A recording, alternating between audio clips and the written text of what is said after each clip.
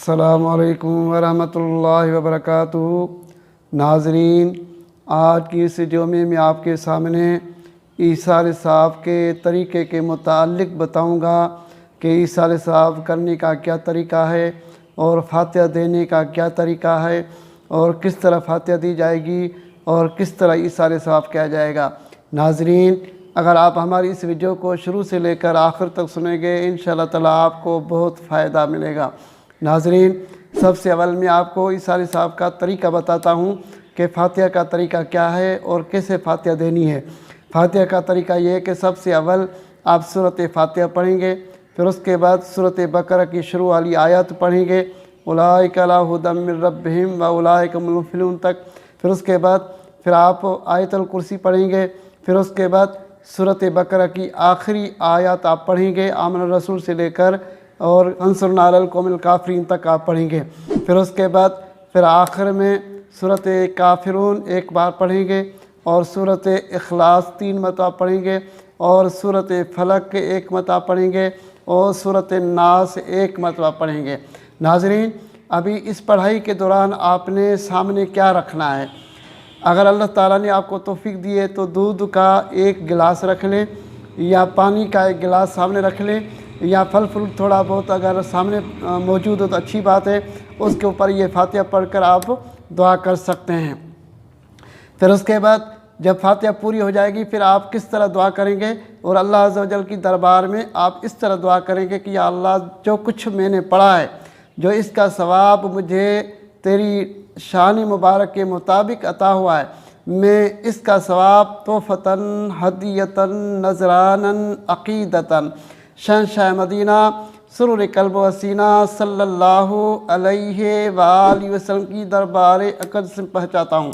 फिर उसके बाद दुआ करने की, या अल्लाह अज़्ज़ा वजल नबी करीम सल्लल्लाहु अलैहि वसल्लम के तुफ़ैल और उस वास्ते से इसका सवाब तमाम अंबिया इकराम की दरबार में पहुँचा, तमाम रसूल इज़्ज़ाम की दरबार में इनका सवाब पहुँचा और जो तमाम मोमिन और मोमिनात गुज़र चुके हैं उनकी दरबार में इनका सवाब पहुँचा, तमाम अज़वाज उम्महातुल मोमिनीन की दरबार में इनका सवाब पहुँचा और तमाम सहाबा इकराम की दरबार में इनका सवाब पहुँचा। फिर उसके बाद ताबीन तबा ताबीन की दरबार में इनका सवाब पहुँचा और करबला के अंदर जो भी शहीद हो चुके हैं इमाम और अहल बैत इज़्ज़ाम उनकी दरबार में इनका सवाब पहुँचा। फिर उसके बाद रूए ज़मीन के ऊपर जो भी औलिया इकराम गुज़र चुके हैं तमाम औलिया इकराम की दरबार में इनका सवाब पहुँचा और जो मोमिन और मोमिनात गुज़र चुके हैं तमाम के रूह को इनका सवाब पहुँचा और जिन्नात के अंदर जो मोमिनीन और मोमिनात गुज़र चुके हैं उनकी रूह को इनका सवाब पहुँचा। फिर उसके बाद फिर आखिर में जिसके नाम को सवाब पहुँचाना है उसका नाम लेकर दुआ करने की, या अल्लाह अज़्ज़ा वजल नबी करीम सल्लल्लाहु अलैहि वसल्लम के वसीला जलील से इसका सवाब बिलखसूस फ़िलान रूह को इसका सवाब पहुँचा और उसकी मग़फ़िरत फरमा और उसके वालिदैन की मग़फ़िरत फरमा, हमारी वालिदैन की मग़फ़िरत फरमा, हमारी दुआओं को कबूल फरमा। अगर पढ़ाई के अंदर कोई कमी कोताही हुई हो, ए अल्लाह हमारी कमी कोताही माफ़ फरमा और हमारे पढ़ने को, हमारे अमाल को अपनी बारगाह में कबूल मंजूर फरमा, हमारी बख्शिश फरमा। जो भी फ़ातिहा में शरीक हुए इनकी मग़फ़िरत फरमा, इनकी वालिदैन की मग़फ़िरत फरमा। फिर उसके बाद अरबी में मसनून कोई भी दुआ पढ़कर फिर उसके बाद अपनी दुआ को आप ख़त्म करेंगे। यह है फ़ातिहा देने का यानी मुकम्मल तरीक़ा जो कि हमने आपके सामने वज़ाहत के साथ बताया है। नाज़रीन, फिर उसके बाद फ़ातिहा के मुतालिक 17 बातें हैं जो कि मैं आपको बताने जा रहा हूँ कि 17 तरीक़े हैं। 17 तरीक़े से आप ईसाल सवाब कर सकते हैं। सबसे अव्वल पहले नंबर पर फ़र्ज़, वाजिब, सुन्नत, नफिल, नमाज, रोज़ा, ज़कात, हज, बयान और उसके अलावा काफ़िले में सफ़र और इनामात पर अमल और नेकी की दावत और दीनी किताब का मुतालिया और इनफरादी तौर पर आप जो नेकी की दावत दे रहे हैं उसका सवाब नियत करके आप अपने मरहूम में इनको पहुँचा सकते हैं। दूसरे नंबर पर मैयत का तीजा, 10वां, 40वां बरसी करना अच्छा है, ये ईसाल सवाब का ज़रिया है और शरीयत में यानी तीजे वगैरह के अदम जवाज़ या ना जायज़ होने की दलील न होना ख़ुद इसके जायज़ होने की दलील है। और कुरान पाक के अंदर अल्लाह ताला जल्ल शानहू ख़ुद इरशाद फरमाते हैं, वल्लज़ीना जाऊ मिन बादिहिम यक़ूलूना रब्बना इग़फ़िर लना व लिइख़वानिना अल्लज़ीना सबक़ूना बिल ईमान वला तजअल फ़ी क़ुलूबिना ग़िल्लन लिल्लज़ीना आमनू रब्बना इन्नका रऊफ़ुर रहीम। आमनतु बिल्लाहि सदक़ल्लाहुल अज़ीम। और पारा 28वां सूरत हशर, तर्जमा कंज़ुल ईमान। اور جو ان کے بعد آئے عرض کرتے ہیں ہمارے رب عز و جل ہمیں بخش دے اور ہمارے بھائیوں کو جو ہم سے پہلے ایمان لے کر آئے۔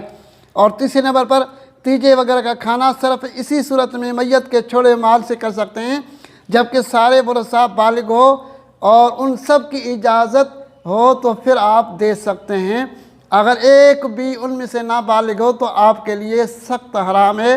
ہاں بالغ اپنے حصے سے اگر چاہیں تو ایصال ثواب کر سکتے ہیں۔ اور چوتھے نمبر پر میت کے گھر والے اگر تیجے کا کھانا پکائیں تو اس کو مالدار یعنی امیر نہیں کھائیں بلکہ فقیر اور غریبوں کے اندر ان کو تقسیم کیا جائے۔ اور پانچویں نمبر پر ایک دن کے بچے کو ایصال ثواب آپ کر سکتے ہیں، یعنی ایک دن کے بھی بچے کو آپ ایصال ثواب کر سکتے ہیں، اس کا تیجا وغیرہ بھی کرنے میں کوئی حرج نہیں۔ چھٹے نمبر پر جو زندہ ہیں ان کو بھی جو بلکہ کے مسلمان ابھی پیدا نہیں ہوئے ہیں آپ ایڈوانس میں ان کو ثواب بھی پہنچا سکتے ہیں۔ ساتویں نمبر پر مسلمان جنات کو بھی آپ ایصال ثواب کر سکتے ہیں۔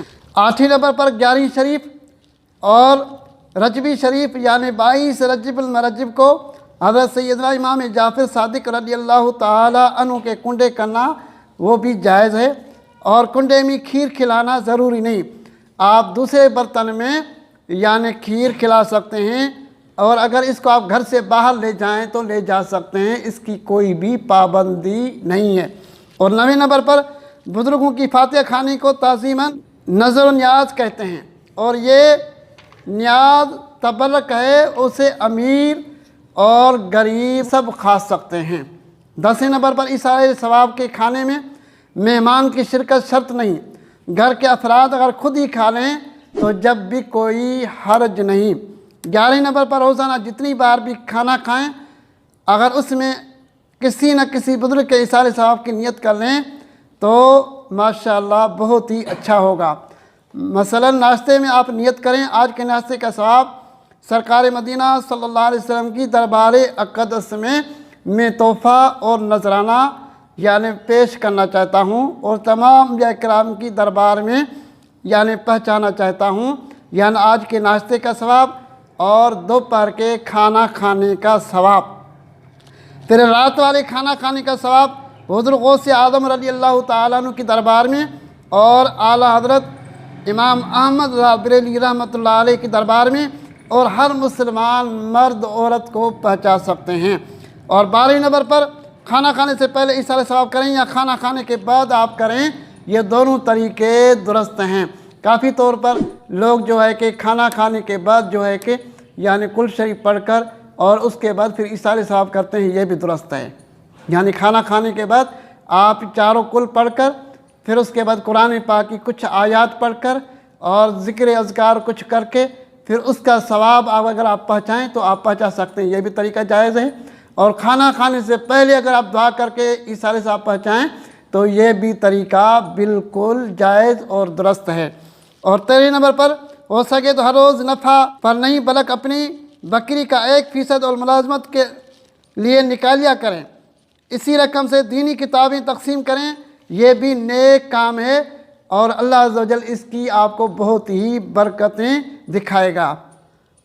اور 14 نمبر پر داستان عجیب، شہزادے کا سر، 10 بیویوں کی کہانی اور جناب سیدہ کی کہانی وغیرہ سب من گھڑت قصے ہیں اور انہیں ہرگز نہ پڑھا کریں۔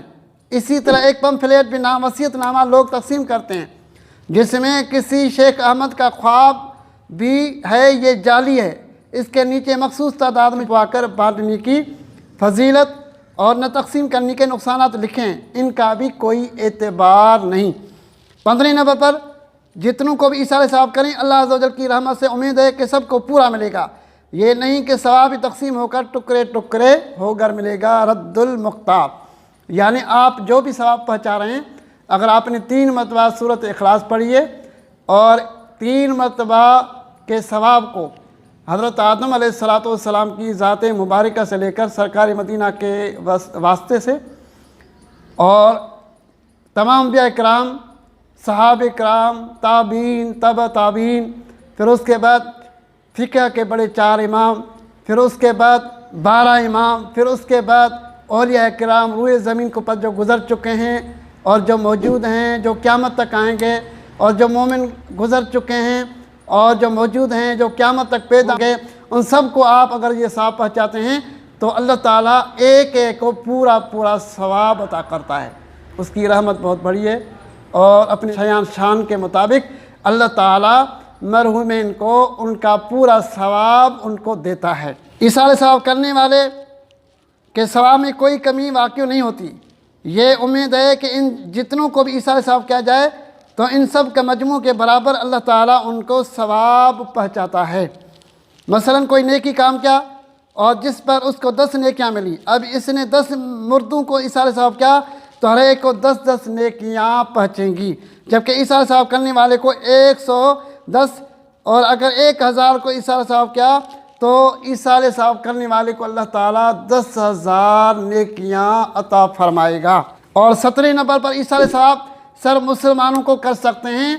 کافر یا مرتد کو ایثار ثواب کرنا یا ان کو مرحوم کہنا کفر ہے۔